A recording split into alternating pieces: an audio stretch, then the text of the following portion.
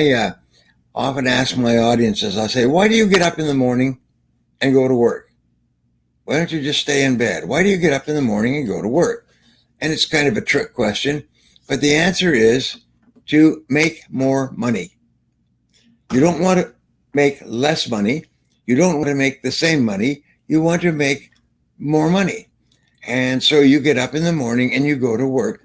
And so you can evaluate the quality of your work by, do you make more money? Well, then I ask, so now you're at work, and how do you make more money? Well, make more money, I say it's MMM. So you get up in the morning and you go to work to MMM. Now you're at work.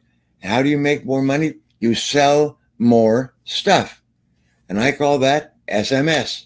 So you MMM to SMS. Now, how do you sell more stuff?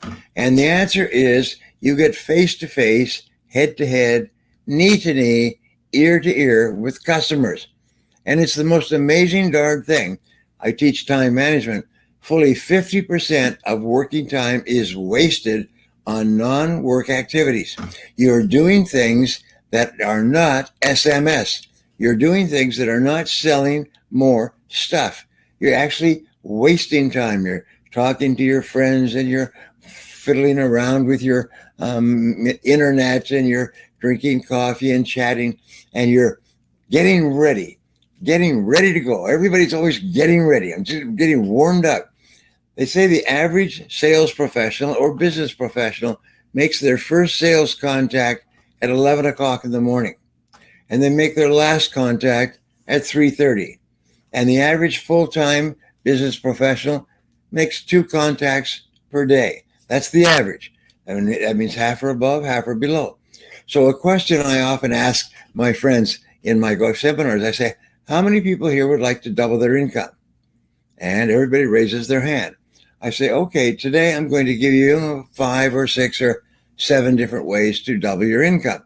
And they're all tested and proven and guaranteed to work. And I'll give them to you a little bit later. And everybody in the audience goes, like, I want to know now. And I say, oh, okay, I'll start off with one way to double your income that works 100% of the time. Are you ready? And that is going back to 1928, studying the activities of sales and business professionals.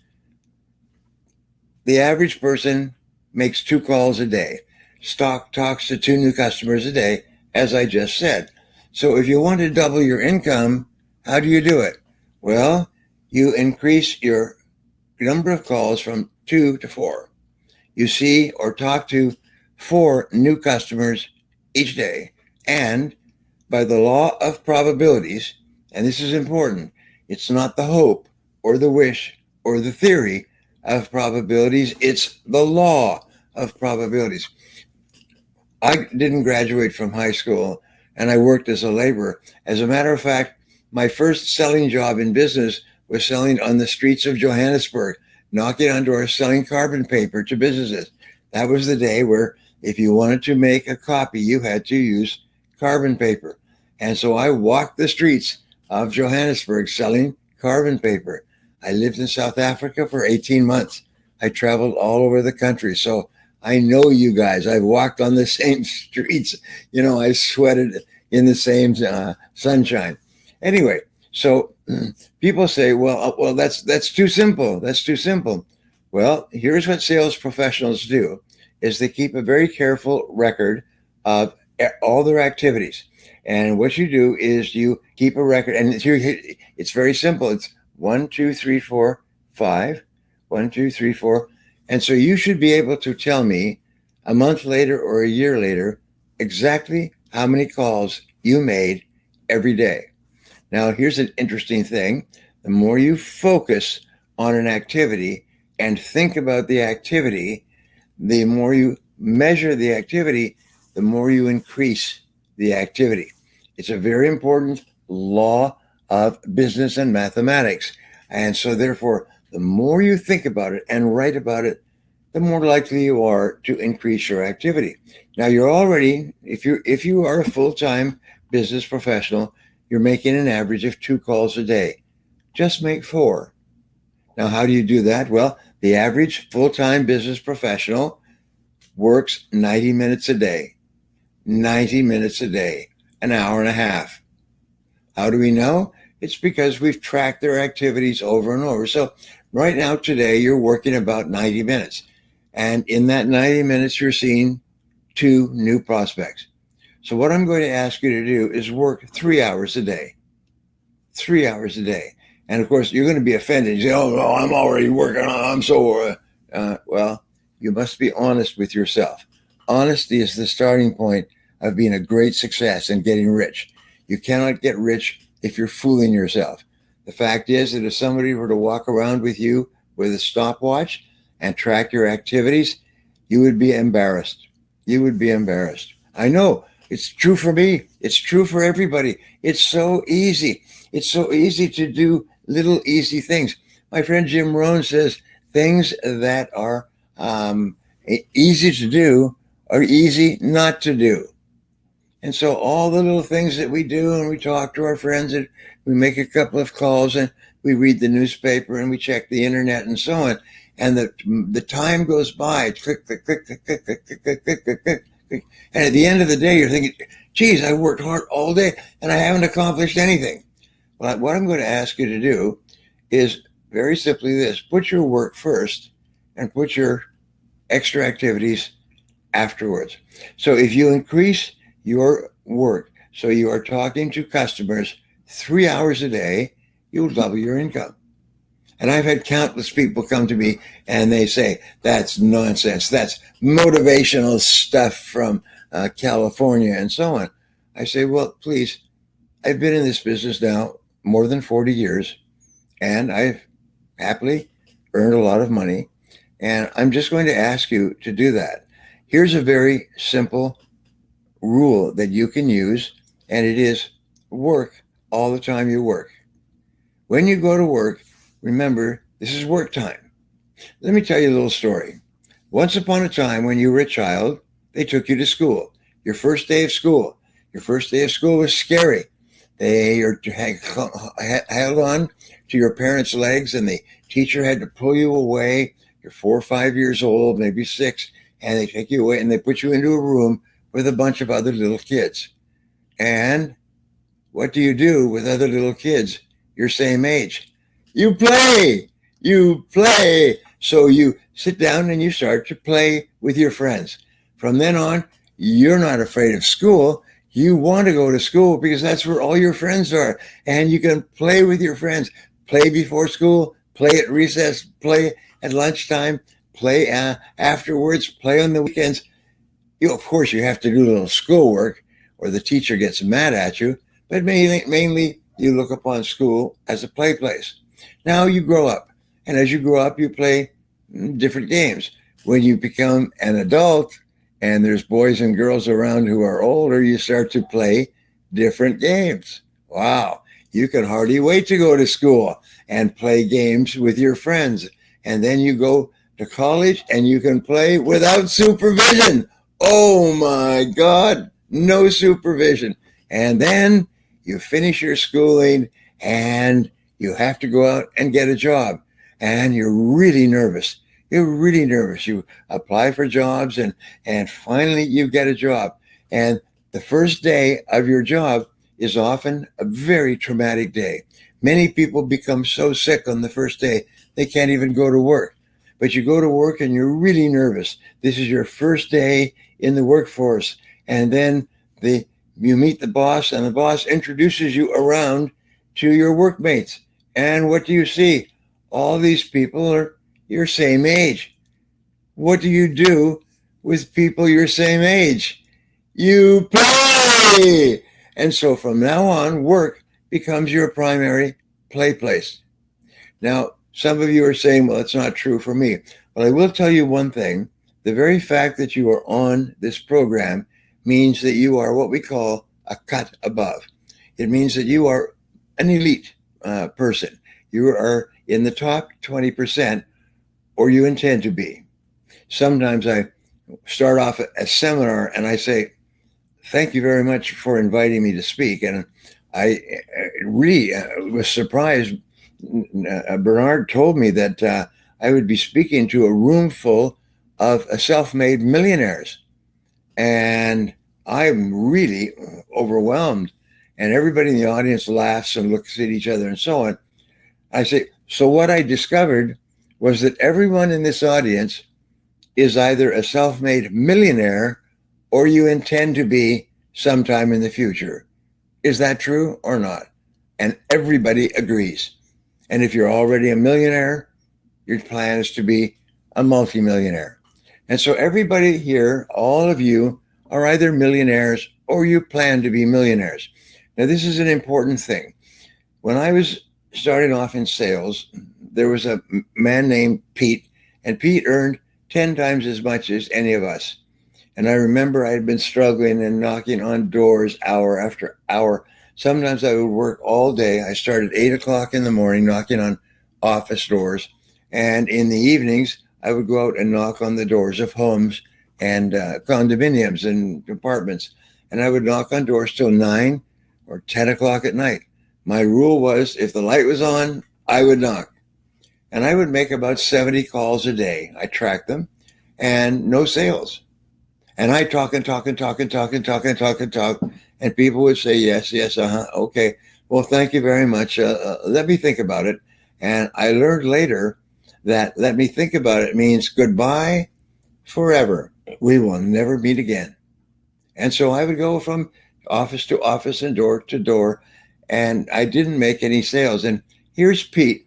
I was getting up at 6 in the morning and getting to bed by 11. Here's Pete. He would roll into the office at 9:30. He'd go out and make a couple of sales, come back, have lunch with a prospect, make another sale, make 2 or 3 sales in the afternoon. He was like a selling machine. If you spoke to him, you bought from him. And so I went to him and I said, Pete, what are you doing differently from me? And he said, what do you mean? I said, well, you're selling 5, 10 times as much as anybody else. And he said, well, show me your sales presentation and I'll critique it for you. And I said, well, presentation? I don't have a presentation. He said, what do you do when you meet a customer? Oh, I just tell them all about our product and how it works and why it's a good thing for them and so on. He said, no. He said, stop, time out, stop. That's not how you sell. You sell by asking questions and ask more questions. First of all, you have to determine, is this a prospect or a suspect? If it's a suspect, of course, you're not going to spend half your life with suspects. So you ask questions to determine if possibly they could benefit from our product. And then you ask more questions about their current situation and what else they're doing and so on. I'd never heard that before. So I remember he told me this sitting on a park bench across the street from our office. So I went out and I started knocking on doors. And instead of talking, I asked questions. And customers treated me differently. And I asked more questions. And they leaned forward and they answered. And I asked more questions.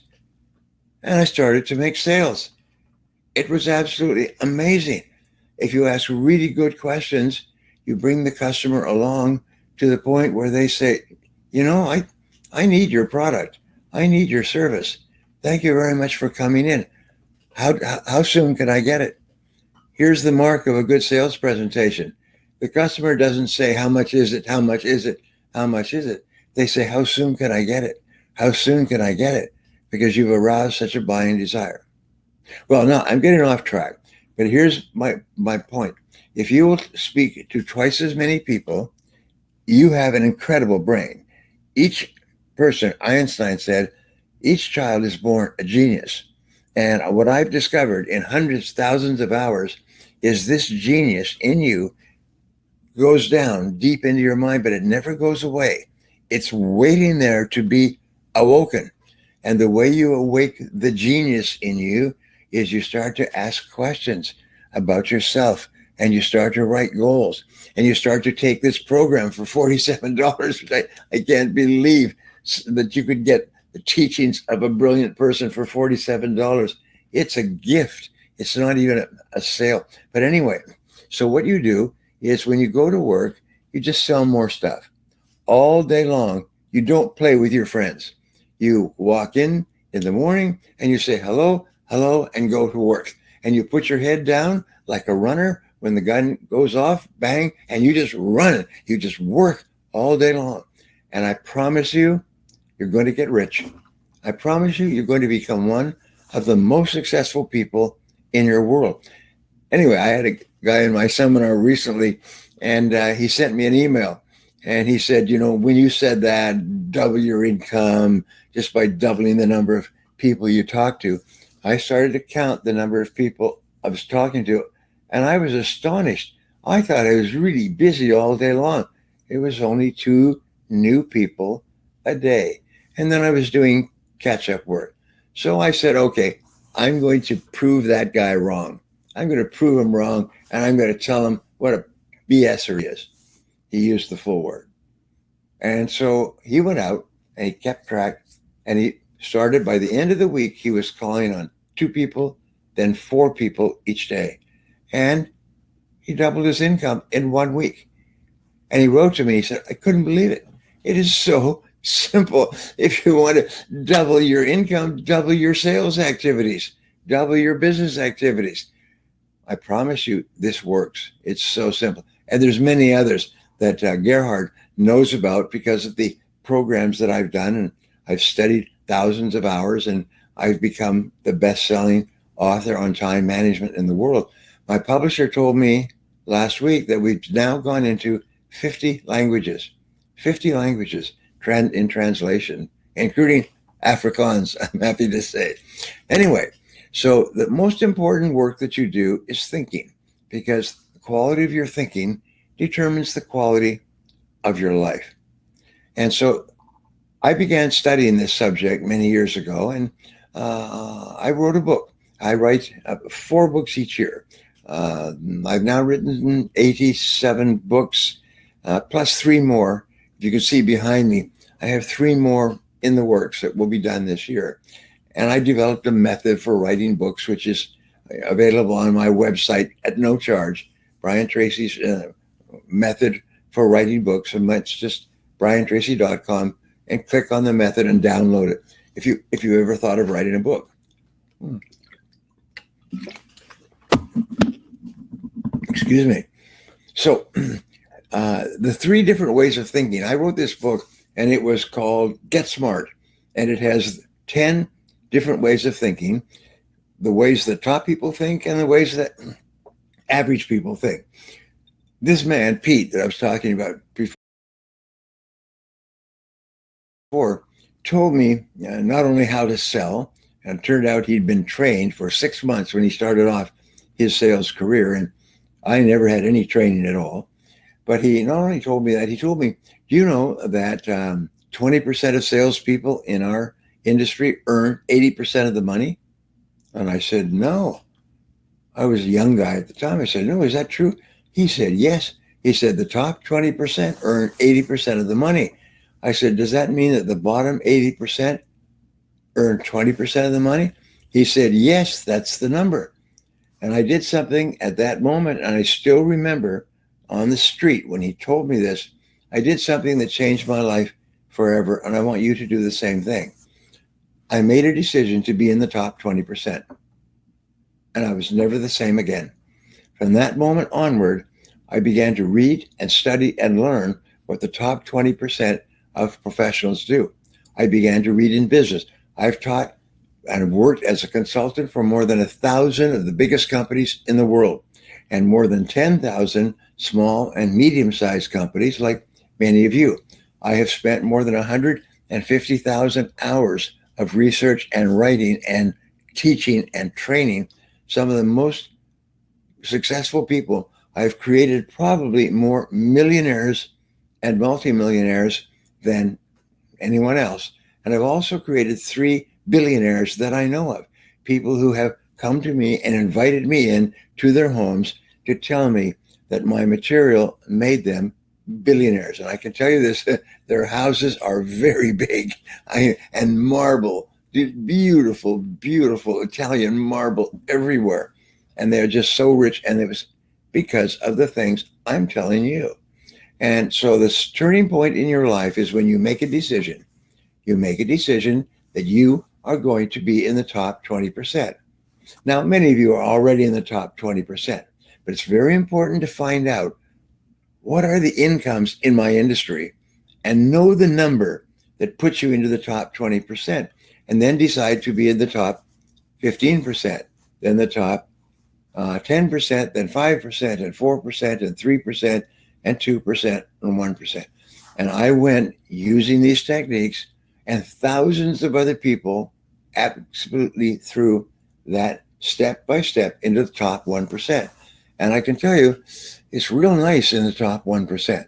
But even in the top 20%, if you sit down and calculate the numbers, do you know how much the average income is in the top 20% in comparison with people in the bottom 80%?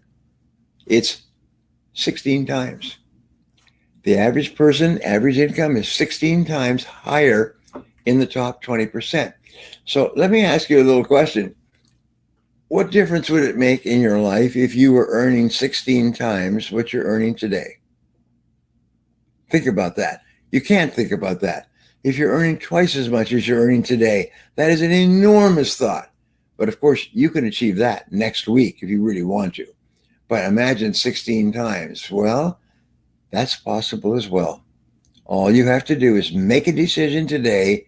You're going to get into the top 20 or 10 or 5% and just get better and better and better. So, what is the most valuable and important work you do? It's thinking.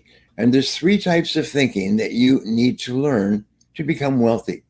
There's actually 10 ways in my book, but I won't spend our time talking about 10 ways.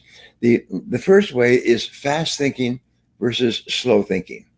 And what they've discovered, and the person who wrote this, Daniel Kahneman, got a Nobel Prize in economics for his work in this area.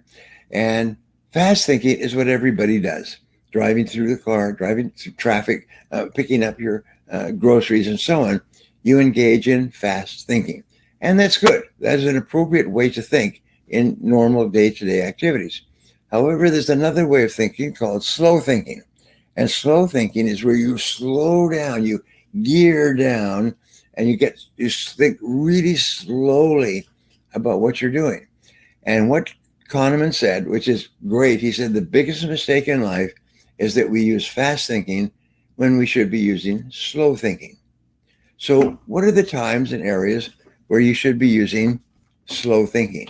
And the answer is where there are big potential consequences. If it's an important thing, if it has consequences that go on, the career that you pick, the person that you marry, the books that you read, the way that you plan your day and use your time, these are really important things because ultimately they determine the entire quality of your life. So therefore, the key is ask yourself, does this decision today require fast thinking or slow thinking?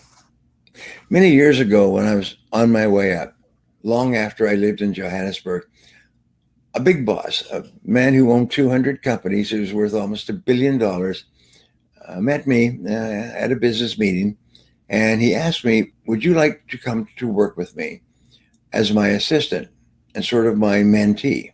Well, he was in his 60s at that time, and his children were fine children, but he had this idea that he would like to take me under his wing. And it was the greatest honor I'd ever had. He met with me about 2 or 3 times. He took me out to one of his ranches. He showed me some of his businesses and so on. And we talked back and forth. And this was all part of his decision-making process. So finally, he said, are you ready to come and work for me? And I said, yes. And I started to work for him. And I didn't know a lot of things, but there were over 200 people in the full floor offices of his business. And I was the lowest person on the totem pole, if you like. My little office was at the far end of all the offices and around a corner and near the photocopy machine. So that was my office. And I didn't know very much, except that I would go to him and ask him for more work. Could I have more work? And he kept giving me more work. And I kept asking, I want more responsibility. And he kept giving me more work. And I started off with a little job. And whenever I got an assignment, I would run with it like a dog running after a stick. I would run with the assignment and get it done. I remember once he gave me an assignment for sometime later on in the month, and I went home. It was Friday night, and I worked all weekend on that assignment, and I got it all done and typed up, and it was on his desk Monday midday.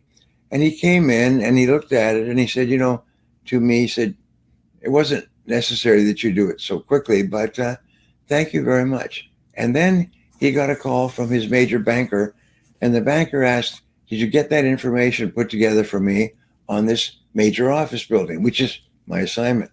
He said, yes, as a matter of fact, I have it right here. And he closed a $50 million loan on the phone with that proposal that I wrote for him. After that, my career in that company was really good. But here's my point. I met with him 3 or 4 times a week. This man had a photographic memory.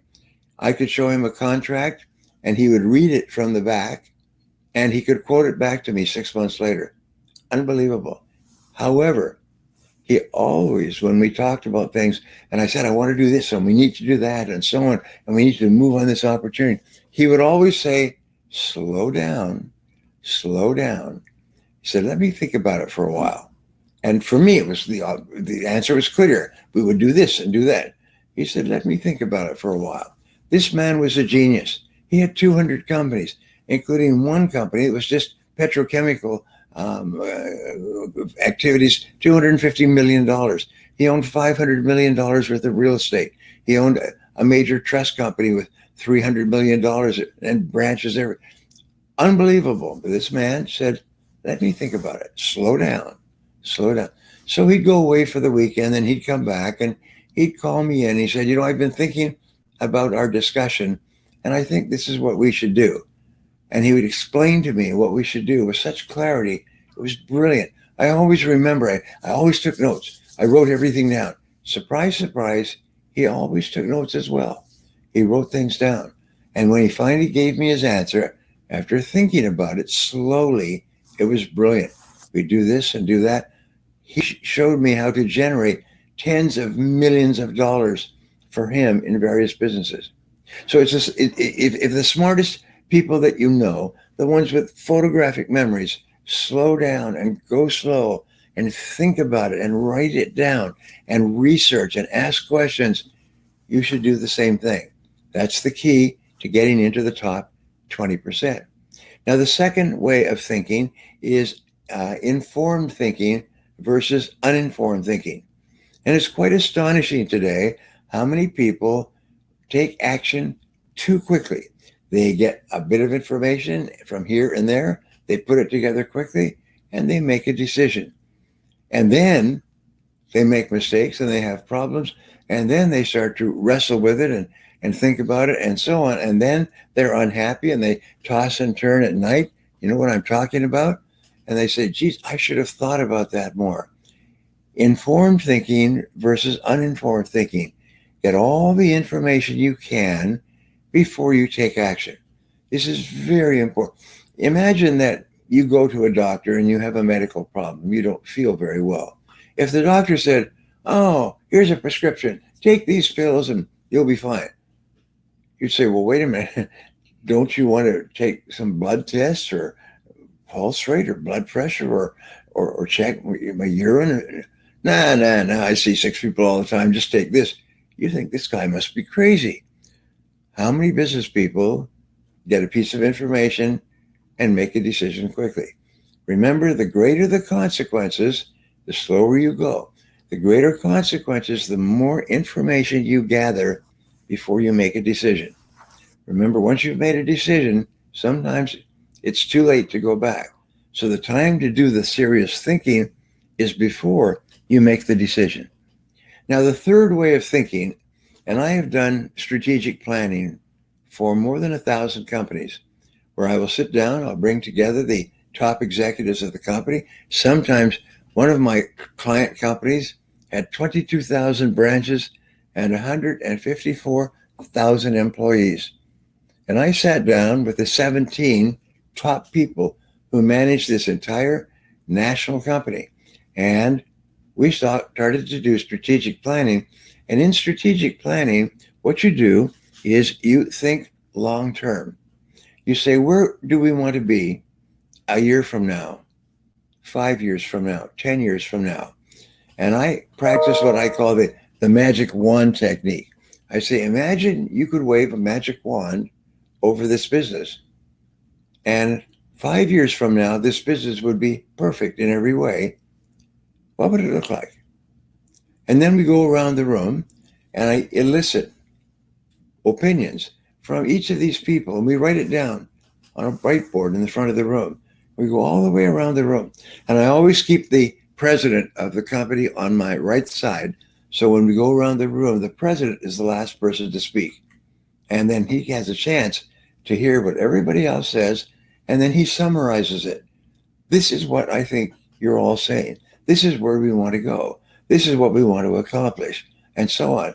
And then I'll say, all right, if our company was perfect in 5 years, what would it look like? They all say, well, our sales would be 2 or 3 or 5 times greater. I say, all right, what are all the things that we could do to increase our sales based on everything we know today? And we go around the room again. Now, the reason I'm telling you this is because you need to be your own strategic planner. You need to design your ideal life as if it was perfect in every way. And you need to project forward into the future and write it down, write it down, write it down. The chances of you creating your perfect future by writing it down are 10 times. I'm going to give you an exercise to double and triple your income, to move into the top 20% or more, and to become wealthy for the rest of your life. Very simple exercise. I've talked about this exercise with all kinds of people sitting in the room with you, and this exercise works. It is so powerful. I learned it so many years ago, and I was really skeptical, and I tried it out, and it was like touching a grenade. It was just, my life exploded. And it's very simple. What you do is you take a piece of paper, and this is like a miracle. You just take a piece of paper, and this is what I use. I use yellow pads. Take a piece of paper, and at the top of this piece of paper, you write the word goals and today's date. And then you write down 10 goals in the present tense. That means not I will earn, but I earn this amount of money by this date. I weigh this amount of pounds. I live in this size of a house. I drive this car. So it's always I plus an action verb that describes what you achieve with the goal. And then you write by this date. So what I'm going to ask you to do, just as the first exercise, because after you've done this exercise, your life will change forever. And you'll do more and more exercises. But then you write down just 10 goals. Just 10 goals as if in the present tense, as if they were already true. Now you can write more if you like, but I just recommend 10. And once you have the 10, and these goals, by the way, are 1-year goals. They're goals that you want to accomplish within 12 months, because a 1-year goal has maximum motivation. Now, maybe a 1-week goal, a 1-month goal, a 6-month goal, and so on. Just write down 10 goals. Then look at your list of goals, and ask, if I could wave a magic wand over this list of goals, and I could accomplish just one goal on this list, and by the way, it's usually income. One goal, which one goal would it be? And yes, you review your list. Go slow here. This is slow thinking. This is long-term thinking. This is informed thinking. This is very important. And pick the one goal would have the greatest positive impact on your life. And put a circle around that goal. And then take another sheet of paper and put this goal at the top in the present tense. And then write down everything you could think of to achieve that goal. Write it down, write it down, write it down. Remember, whatever you write down, for some miraculous reason, comes true. And it comes true at exactly the right time for you. When I learned this technique, I was sleeping on the floor of a friend's 1-bedroom condo. And I mean one bedroom because they had a one room and a bed that opened up, and there's a little bathroom. And I was sleeping on the floor, not on the bed. And I read something that said, if you want to be successful, you've got to have goals. So I took a piece of paper, scrap of paper. I wrote down 10 goals, like I'm telling you, and I promptly lost the list. But within 30 days, almost every goal had been achieved. I was earning more money than I ever thought. I was dressing better. I had my own place to stay in. It was unbelievable how many of those goals came true in less than 30 days. Now, it may not happen with you because you probably have big goals, but it happened to me, and it's happened to thousands of people with whom I've shared this exercise. So write down these goals at the top of the page. And then one more question that you ask. Ask, what one skill, if I was absolutely excellent at it, would help me the most to achieve my most important goal? And write that down. And then ask yourself, what could I do starting today to become absolutely excellent in that one skill?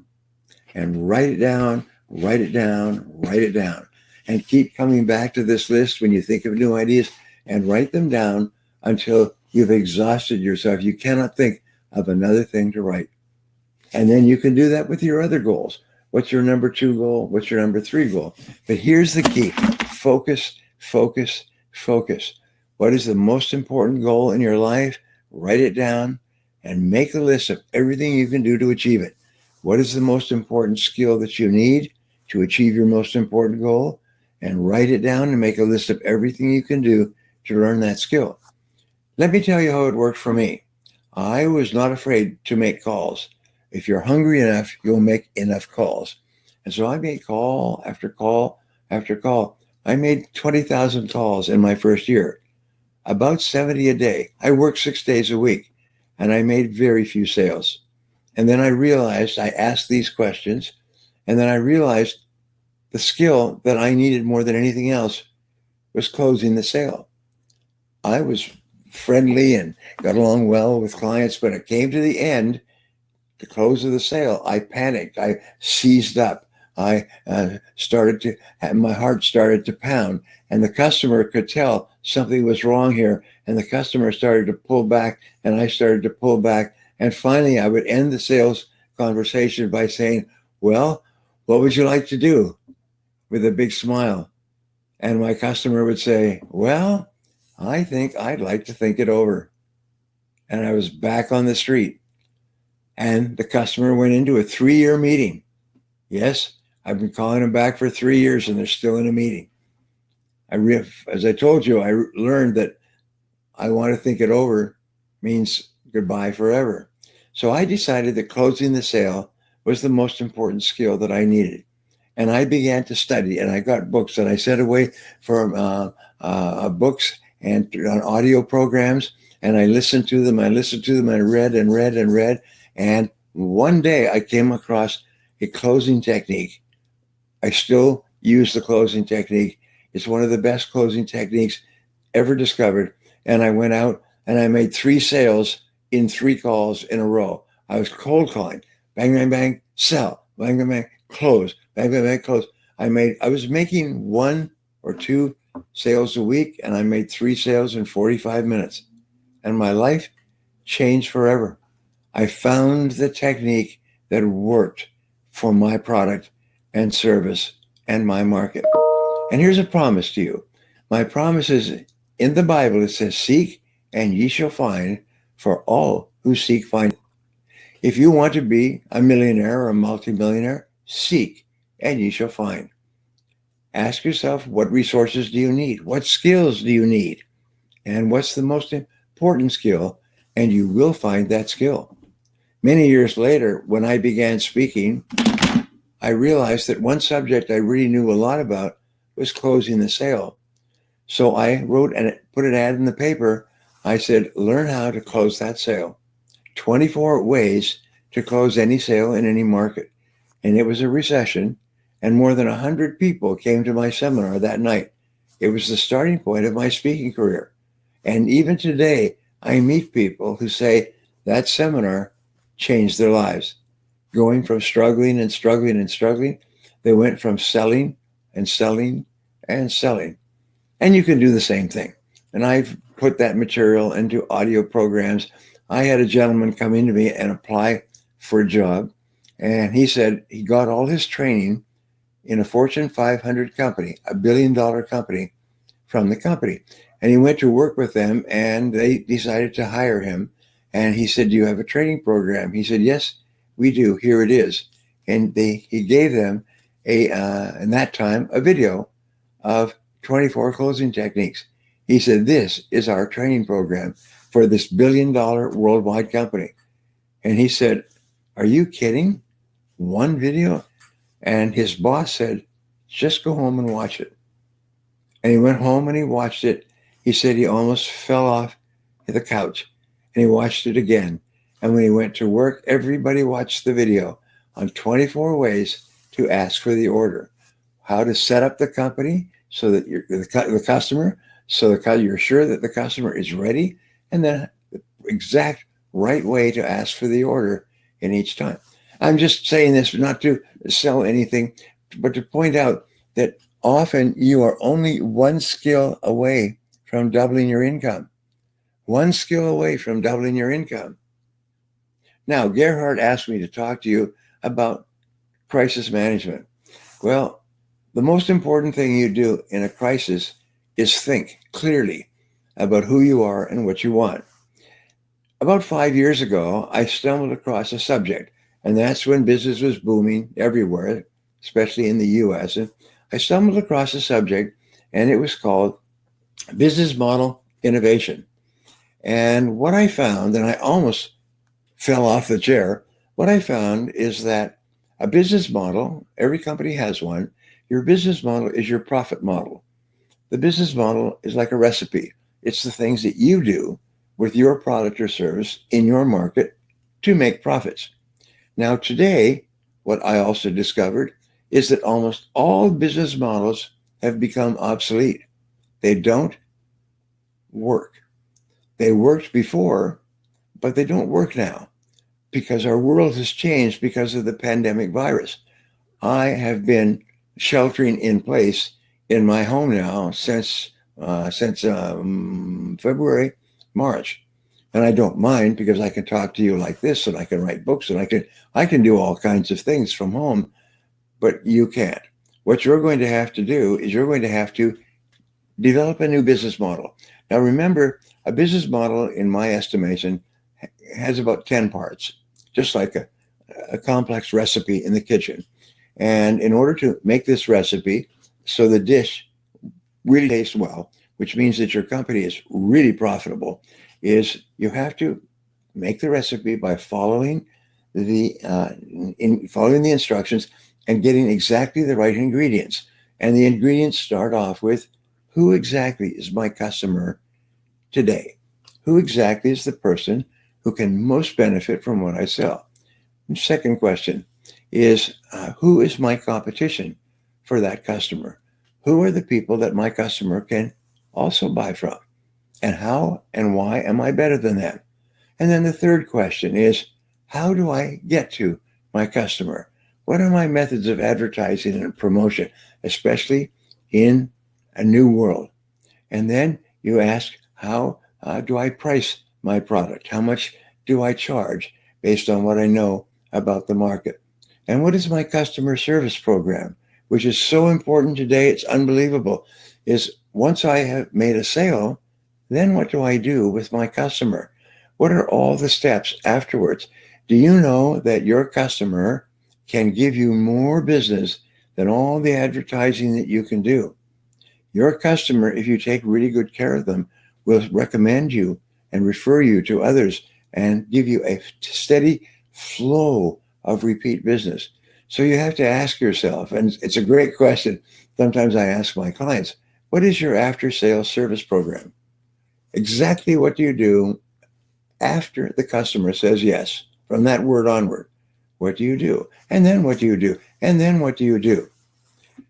I have a good friend who I'm doing a seminar like this for on Monday, and he has built a business with 2,000 clients, consultants, who sell by referral only.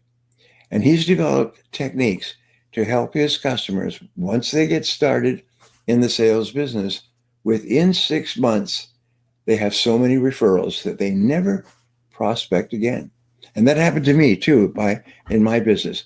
I made a decision that within 3 years, I would never prospect again. And in less than 3 years, I had so much business coming to me, I never prospected again, year after year after year.